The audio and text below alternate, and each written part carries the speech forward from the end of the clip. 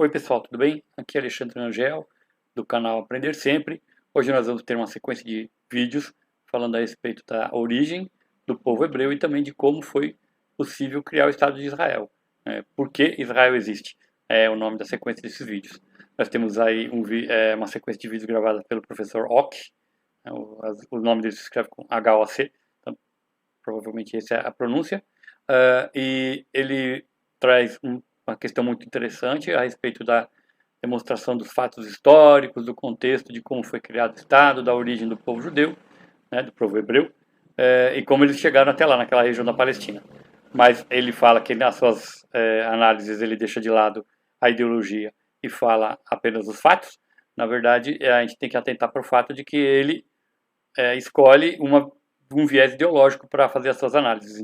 Israel é um país localizado na Ásia Ocidental, na área geográfica conhecida como Oriente Médio e na região conhecida como Levante, sendo banhado pelo Mar Mediterrâneo ao oeste e pelo Mar Vermelho ao sul, e fazendo fronteira com o Líbano ao norte, com a Síria nordeste, com a Jordânia e a Cisjordânia a leste e com o Egito e a faixa de Gaza a sudoeste. Com uma área de aproximadamente 20.770 km², Israel é o 149º maior país do mundo e com uma população estimada em cerca de 9.800.000 habitantes, Israel é o 93º país mais populoso do mundo.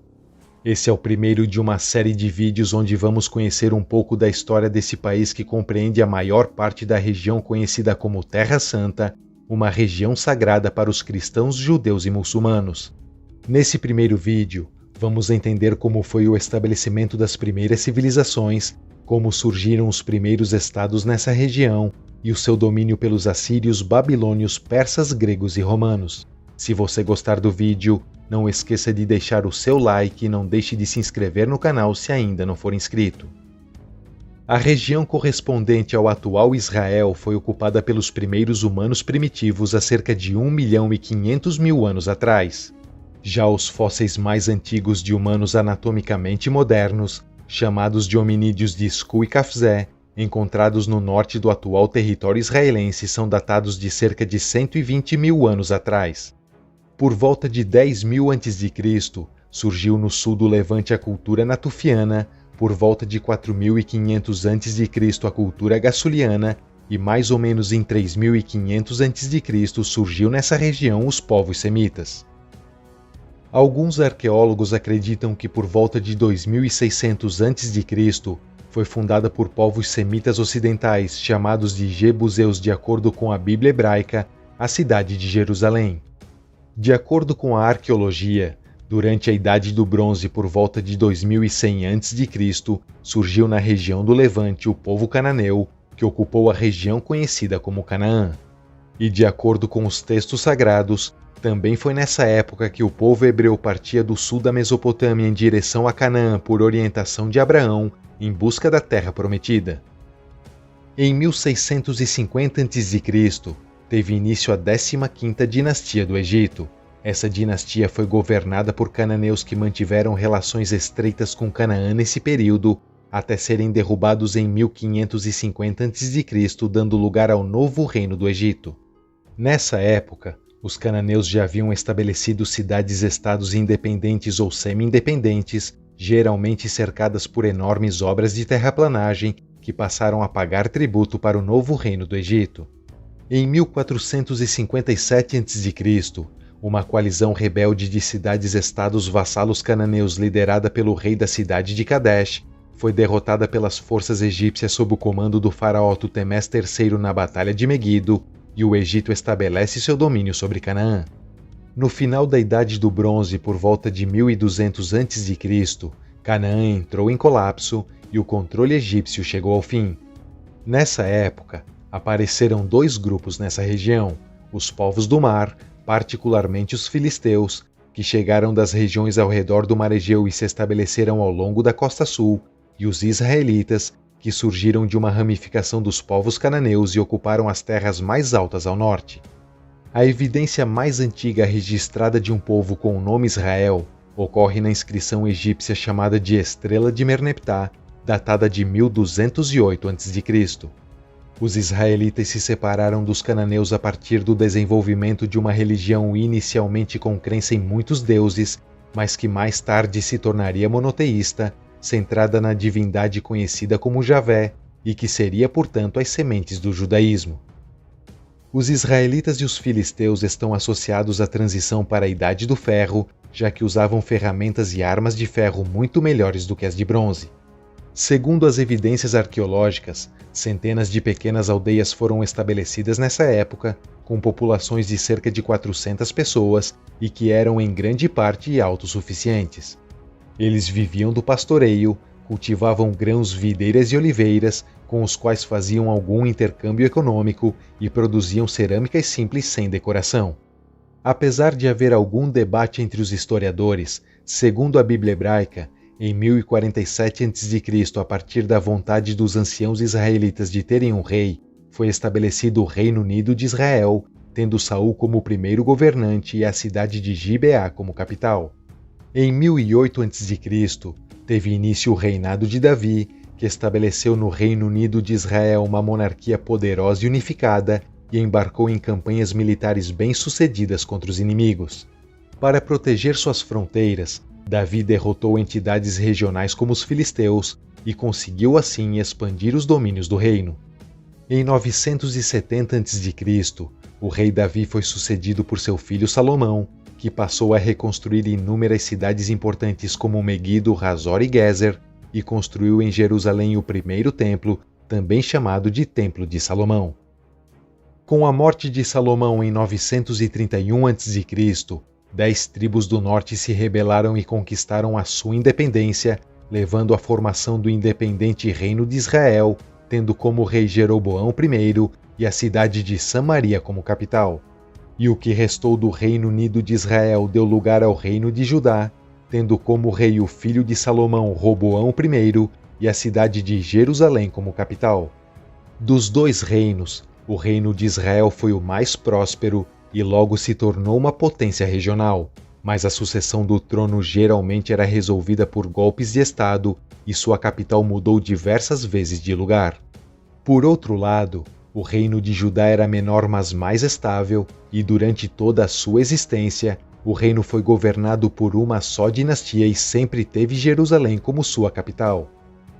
Em 732 a.C., o Império Neo-Assírio invade o reino de Israel, e 2 anos depois, após um longo cerco à capital Samaria, o reino caiu nas mãos dos assírios e muitos refugiados israelitas se mudaram para Judá, expandindo maciçamente Jerusalém.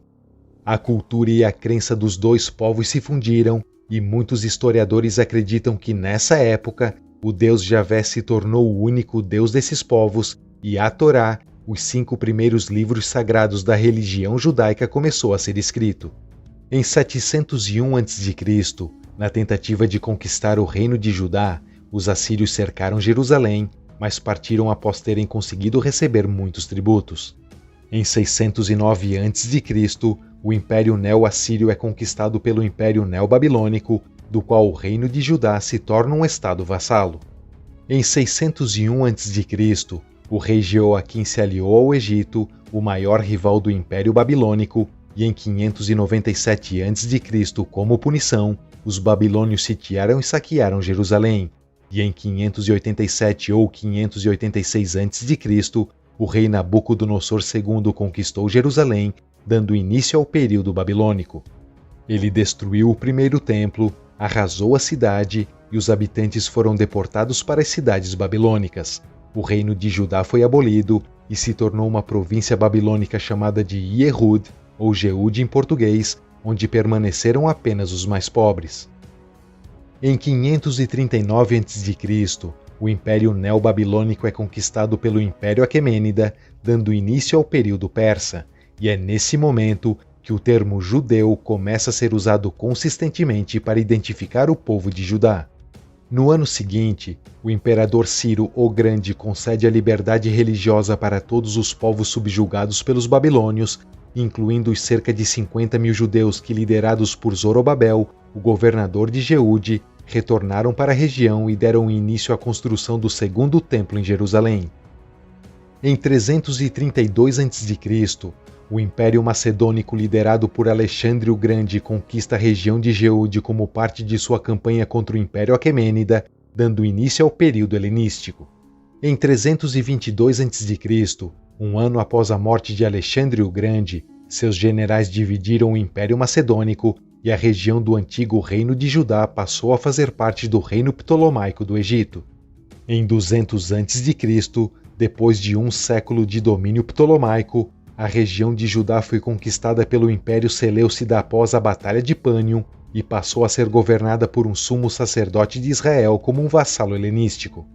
Os Seleucidas respeitavam a cultura judaica e protegiam as suas instituições, mas a região passou por um processo de helenização que resultou em um aumento da tensão entre gregos, judeus helenizados e judeus praticantes. Essas tensões se transformaram em confrontos envolvendo uma luta pela posição de sumo sacerdote e pelo estilo e arquitetura da cidade santa de Jerusalém. A tolerância religiosa no Império Seleucida chegou ao fim em 175 a.C., quando o rei Antíoco IV Epifânio proibiu as práticas judaicas e impôs à força as práticas helenísticas aos judeus. Então, em 167 a.C., um sacerdote judeu da dinastia Asmoneana chamado Matatias matou um judeu helenizado e um oficial seleucida, levando à revolta dos Macabeus, um exército rebelde judeu. O filho de Matatias, chamado Judas Macabeu, derrotou os seleucidas em várias batalhas e em 164 a.C. capturou Jerusalém e restaurou a adoração no templo. Esse evento é comemorado até hoje pelo Festival Judaico de Hanukkah. Após a morte de Judas Macabeu, seus irmãos Jonathan Apfus e Simon Tassi conseguiram estabelecer em 140 a.C. um estado semi-autônomo, enquanto que o Império Seleucida entrava em declínio como resultado da instabilidade interna e das guerras contra o Império Parta. A dinastia Asmoniana prosperou e se expandiu, e em 110 a.C. deu origem ao Reino Asmoneu, mas em 67 a.C. teve início a Guerra Civil Asmoniana como resultado da disputa entre dois pretendentes à coroa judaica. Então, em 64 a.C., a República Romana, sob a liderança do general Pompeu, conquista a atual região da Síria, passa a intervir na Guerra Civil Asmoneana e coloca no poder o sumo sacerdote João Hircano II como vassalo de Roma. Dessa forma, tem início o período romano primitivo, e nessa época, os romanos passaram a se referir a essa região como o Reino da Judéia. Eu vou tentar basicamente responder uma pergunta: por que Israel existe?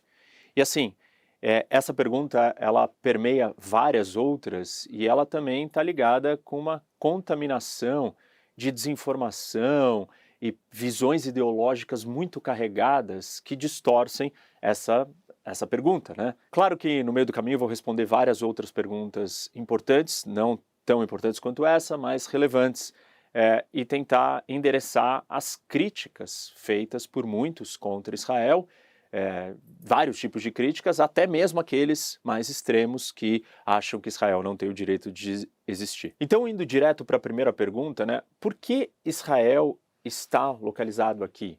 Por que Israel existe?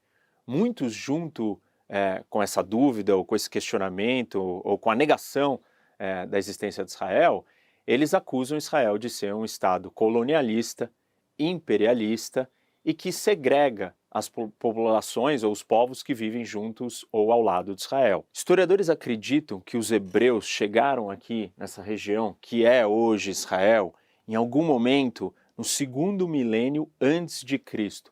Primeiro sobre Josué, depois sobre Davi. Vários reinos independentes hebreus existiram nesse território. De acordo com Martin Gilbert, um dos grandes historiadores, por 1.600 anos, os judeus foram a população maior estabelecida nessa região. Depois da conquista dos babilônios, persas e gregos, o reino judeu ele foi revivido no ano de 168 a.C., um reino independente. Mas aí vieram os romanos no século seguinte e conquistaram novamente a terra. Os romanos reprimiram as revoltas judaicas do ano de 70 e 135 depois de Cristo e mudaram o nome da região, que naquela época era chamada de Judéia, para Palestina, com o objetivo de consolidar e retirar os judeus da região, fazendo uma limpeza étnica. Desde o Império Romano, passando pelos cruzados até os domínios muçulmanos,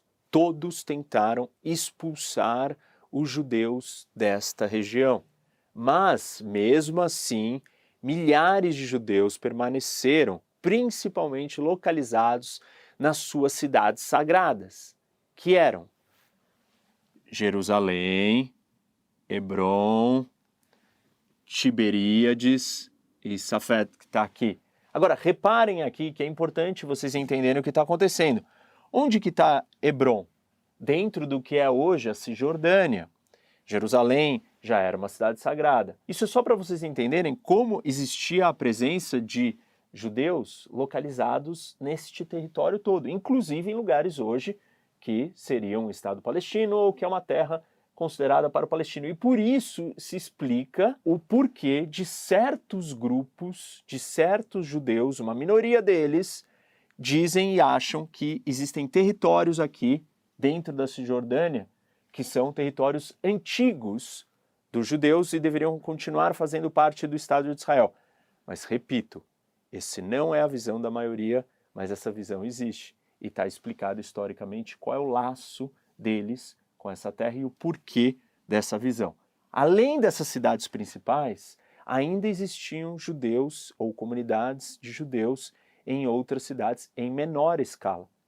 Dentre elas, Gaza, Ashkelon, Rafá, Acre e Jericó.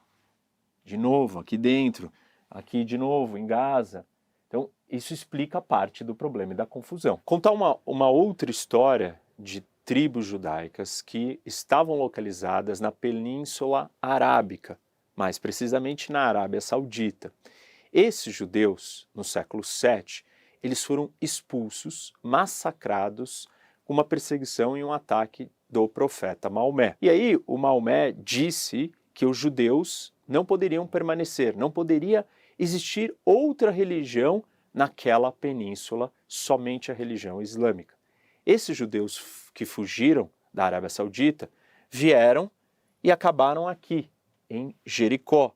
De novo, essa cidade que hoje, onde está localizada a Cisjordânia. Caminhando na história, avançando um pouco na história, nós temos as cruzadas, e esses cruzados, que eram cristãos europeus, atacaram os judeus e os muçulmanos que estavam localizados na região e expulsaram eles dali.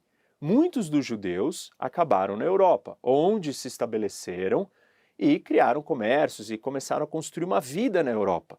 Muitos, não todos. A partir do fim da Idade Média, em 1453, a Palestina, essa região aqui que eu já expliquei quando mudou de nome, ela nunca ficou sem uma presença documentada de judeus vivendo aqui. Para vocês terem uma ideia, quando os turcos otomanos, em 1516, ocuparam e dominaram a região, nós tínhamos por volta de 10 mil judeus vivendo aqui no norte. Ainda no mesmo século, no século XVI, relatos de britânicos diziam que essa mesma região aqui, de Safed, tinha 15 mil judeus e era um centro rabínico de estudo. Mas não era a região, a cidade com a maior população judaica. Jerusalém e Hebrom ainda tinham populações maiores. E, na verdade, Jerusalém, desde que se começou a formalizar, a ter uma contagem oficial no século XIX, sempre a maioria da população era judaica. Tem até um relato de um cônsul britânico que dizia que a população muçulmana de Jerusalém era 1/4 só do total da cidade. Desse período de 1500 até 1800, foi governado, dominado pelos otomanos e tivemos muitas perseguições aos judeus nesse período. Em 1830 tem um breve espaço de tempo onde os egípcios controlam toda a região. E aí novas perseguições por muçulmanos contra os judeus acontecem. Inclusive massacrando vários judeus por única e exclusivamente questões religiosas. Mais especificamente, em 1834, muitos massacres são feitos a casas de judeus em Hebrom. Então, o que eu mostrei para vocês até agora?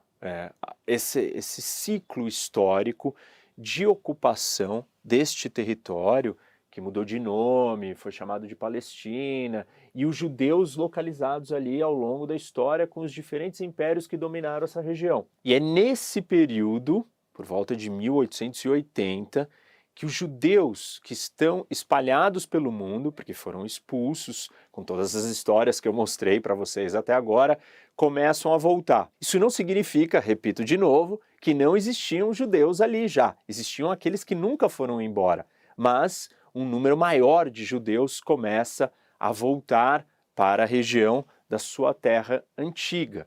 Isso é chamado da primeira Aliá.